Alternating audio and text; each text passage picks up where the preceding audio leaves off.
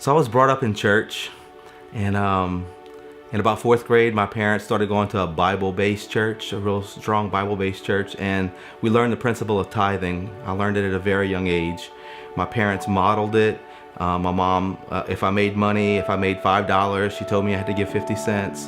And so I knew at a young age that it was a real good biblical principle. So Meco and I started dating when I was 15.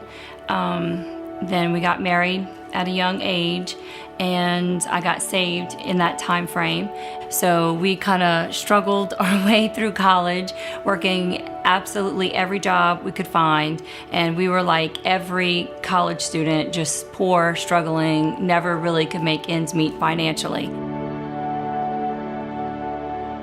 I was going to Living Word at the time, and Brother Renee every now and then would mention the word tithing, and I would hear people say the word, and every now and then he would thank us for tithing. And I just remember sitting there thinking, I don't even know what this means. I don't know what the word is. I don't know what it means. And I remember one time going look it up in the dictionary what it meant, because I just really had absolutely no clue. And then he finally preached a sermon on it, and he just explained everything about tithing. He used a couple of different Bible references, but the one that stuck out the most to me was Malachi 3. And then the part that stuck out to me at this point in our marriage was he tells you to test him in that, and he will open up the floodgates. And so she did approach me with it. I knew that it was a biblical principle, but it was so scary because like we had nothing. We really had nothing. And then to have 10%, even more of nothing, it was like it just didn't make sense. And on top of that, she was teaching at public school,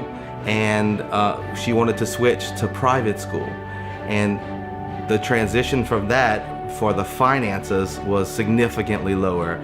So I was like, how are we gonna make this? He let me apply at the job for Homo Christian. I got it, and we never really knew like the complete, amount that I would be making and the difference that it would be. And so at the point where we found that out, it of course just so happened to be the difference was the exact amount that we had just started tithing. And so that was also the same exact amount as our rent. And we were gonna have to make the decision to go ahead and really write out that tithe check instead of the rent check. So the next month is almost here, and Hurricane Andrew is on its way. And so we didn't have much, but to us it was everything. And so we gathered up at our apartment. We gathered up, we held hands, and we prayed. And when I prayed, my exact words were, God, just protect all of our stuff. It was a long night, it was loud, it was a bad hurricane. We woke up the next morning pretty early, and we knew we needed to go check on the apartment because it was a really dinky apartment. And so that was all we could afford. And so it was a fourplex, and our apartment was on the bottom, and another lady's was positioned on top of us. And when we got to the door, I was like, I hear water. And he's like, I hear water too. That's not good.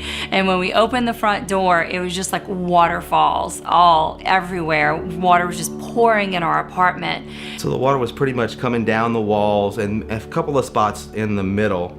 But to our amazement, not one thing of ours was destroyed.